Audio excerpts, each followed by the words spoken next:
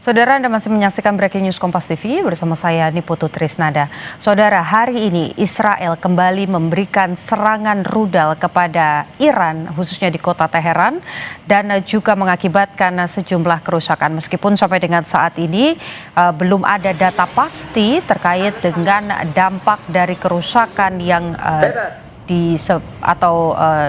dampak dari kerusakan rudal yang dilancarkan atau diluncurkan oleh Israel, di mana dari visual yang kami terima tampak sejumlah gedung ataupun juga rumah-rumah ini mengalami kerusakan, kemudian asap juga nampak membumbung tinggi. Tapi berkaitan dengan korban jiwa ataupun juga korban luka, datanya ini belum terverifikasi secara pasti. Untuk mengetahui apa langkah yang bisa kita lakukan terkait dengan upaya perdamaian di Timur Tengah, kami akan mengajak Anda untuk kembali berbincang dengan mantan Duta Besar Republik Indonesia untuk Iran, Dian Wirengjurit. Selamat sore, Pak. Selamat sore Mbak Putu, mudah-mudahan suaranya lancar. Nah, ini suaranya sudah jauh lebih baik jika dibandingkan tadi. Tadi terakhir sebelum mengalami gangguan begitu, pertanyaan kami adalah apa yang kemudian bisa dilakukan, Pak? Karena perdamaian itu adalah hak segala bangsa begitu. Jadi itu satu-satunya harapan yang kita harap juga terjadi di Timur Tengah, khususnya baik itu di Gaza, di Palestina ataupun juga di Iran. Dengan adanya serangan ini dan mungkin akan memicu juga serangan balasan. Apa yang bisa kita lakukan, Pak? Langkah-langkahnya? Terima kasih Mbak, maaf sekali. Saya adalah mantan Duta Besar Iran yang beranggapan Indonesia tidak punya leverage untuk turut serta berpartisipasi dalam upaya damai. Kalau tadi Mbak singgung slogan apapun katanya piagam PBB menciptakan perdamaian, Undang-Undang Dasar kita menciptakan perdamaian, semua negara anggota PBB sadar. Dan banyak negara yang undang-undang dasarnya juga mengedepankan upaya perdamaian. Sudah terbukti kok, kita nggak bisa mendamaikan Iran dan Arab Saudi. Kita tidak punya leverage. Islam moderat, non-blok segala macam, bukan lagi leverage dalam paradigma geopolitik sekarang. Lupakan itu. Sekarang kita harus review kebijakan kita. Dalam BOP misalnya, sudah pasti ini tidak akan jalan apa yang dilakukan Trump melalui BOP-nya. Apa yang dilakukan sudah jelas pengkhianatan terhadap janji-janjinya. Bahwa upaya perdamaian di satu pihak, serang pihak yang sekarang sedang menikmati bulan Ramadan secara tiba-tiba dilakukan. Apakah itu orang yang cinta damai? Buat saya sama sekali tidak. Jadi tidak usahlah ikut-ikutan, apalagi dalam kerangka perdamaiannya Donald Trump. Nah, yang saya mau tegaskan di sini tolong diingat bahwa kejadian ini memberikan pelajaran sangat berarti buat kita, masyarakat kita di Indonesia yang selama ini hanya heboh bahwa kita dipuji-puji, kita disambut dengan antusias, diterima dengan itu, sama sekali berita hanya untuk Indonesia oleh media Indonesia. Maaf ya, di luar negeri kita bukan siapa-siapa, berita kita tidak besar, tidak ada.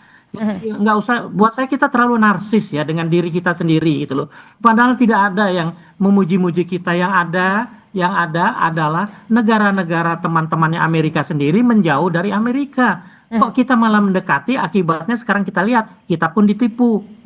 Oke, baik. Indonesia tidak punya dalam tanda kutip kemampuan untuk memberikan perdamaian dunia. Tapi pertanyaannya, apakah kemudian PBB ini juga bisa mengambil sikap dan juga negara-negara lain mengambil sikap untuk menciptakan perdamaian tersebut, Pak? Pasti PBB itu charternya menciptakan perdamaian dunia, pasti akan mengambil tindakan. Pasti ada negara yang melaporkan serangan Israel ini ke PBB dan itu akan ditindaklanjuti oleh PBB.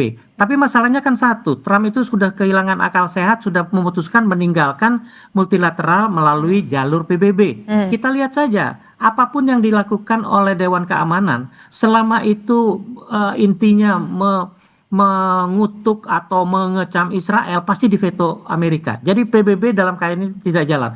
Tapi yang saya mau tekankan, justru disinilah nanti yang akan berperan bahwa negosiasi itu pada level kawasan, khususnya Timur Tengah, kawasan Teluk. Negara-negara Teluk pasti tidak akan tinggal diam melihat rudal-rudal itu melayang di atas wilayahnya. Itu satu pelanggaran internasional yang tidak sangat nyata dan tidak mungkin dibantah oleh siapapun. Saya mau menyampaikan begini, Iran ketika membalas serangan waktu perang 12 hari itu, ketika membalas serangan untuk menyerang pangkalan militer Amerika di Doha, karena Qatar adalah negara teman Iran, Iran pun harus minta minimal menginfokan akan melakukan serang balasan. Karena itulah pangkalan Amerika sudah dikosongkan. Itulah etika perang yang seharusnya ditegakkan gitu loh. Artinya meminimalisir korban di pihak sipil apalagi. Nah, waktu itu pun Qatar memindahkan, mengungsikan penduduknya yang dekat pangkalan Amerika. Kalau ingat lagi, ketika Qasem Soleimani ditembak secara pengecut oleh Amerika di Irak, Iran pun minta izin Irak untuk menyerang pangkalan Amerika di Irak. Sehingga pangkalan itu pun sudah dikosongkan. Korban sipil juga jadi minimum. Nah, dari dua peristiwa ini saja kita lihat bahwa Iran masih melakukan apa yang namanya etika dalam perang. Hukum sesuai hukum humaniter, berupaya mengurangi korban di kalangan warga sipil. Lihat apa yang dilakukan Israel di tengah hari bolong seperti ini, di dalam bulan suci Ramadan seperti ini. Buat saya tidak ada kata lain, Amerika dan Israel, khususnya Trump dan Netanyahu itu biadab. Oke, terakhir Pak, sebelum kita tutup diskusi ini, artinya memang tanggung jawabnya atau harapan besarnya untuk kemudian menghentikan aksi saling kirim rudal ini ada di negara-negara di kawasan Teluk ya Pak ya? Buat saya iya, tapi ditambah kali ini sudah waktunya Cina dan Rusia harus tampil lebih tegas, lebih nyata bahwa mereka akan di belakang Iran menghadapi tindakan pengecut dari Netanyahu yang hanya bisa melakukan hal ini tanpa dengan restu dari Trump. Nah, negara-negara Teluk harus menyadari bahwa kalau ini perang lebih besar dari perang 12 hari lalu, pasti mereka mulai merasakan dampaknya. Paling tidak ekspatriat di negara-negara itu sudah mulai mikir-mikir untuk meninggalkan kawasan Teluk. Artinya apa? Investor mungkin juga akan ikut pergi dan sebagainya. Ini dampak yang mungkin harus dipikirkan untuk mencegah perluasan perang kali ini menjadi perang yang lebih dahsyat daripada yang 12 hari. Tapi saya yakin perang ini pun tidak akan berlangsung lama. Oke. Satu lagi Pak, kalau tadi tuntutannya adalah Cina dan Rusia berperan lebih aktif lagi untuk berdiri di depan Iran. Tapi kalau kita lihat Rusia punya urusan sendiri dengan konfliknya dengan Ukraina. Cina di satu sisi juga sejauh ini kita lihat dia lebih memilih tipe perang dagang ketimbang perang yang menggunakan senjata, kemudian perang yang langsung head to head gitu. Melihat ini, apakah Cina dan juga Rusia punya momentum atau punya kemungkinan untuk berdiri di belakang Iran, Pak? Nah, Mbak Putu sudah menyatakan dua hal yang berbeda. Bagian awal Iran dan Cina dan Rusia dibilang tadi berdiri di depan Iran, sekarang di belakang Iran. Buat saya begini, tolong berdiri di belakang atau di depan itu bukan berarti secara fisik ada di depan atau di belakang. Tapi paling tidak Rusia dan Cina mulai mengizinkan senjata-senjata yang dikirim ke Iran itu untuk digunakan. Karena senjata-senjata yang dikirim dari Iran itu senjata-senjata yang juga luar biasa canggihnya dan yakin bisa mengimbangi Amerika. Sementara kalau rudal-rudalnya Israel sendiri yang juga buatan Amerika itu, yakin Iran masih punya kemampuan menangkal. Karena cyber Iran itu sudah diakui kecanggihannya bisa melakukan jam terhadap waktu demonstrasi kemarin itu, bisa melakukan jam sehingga drone-nya bisa ada di atas kapal induk Amerika.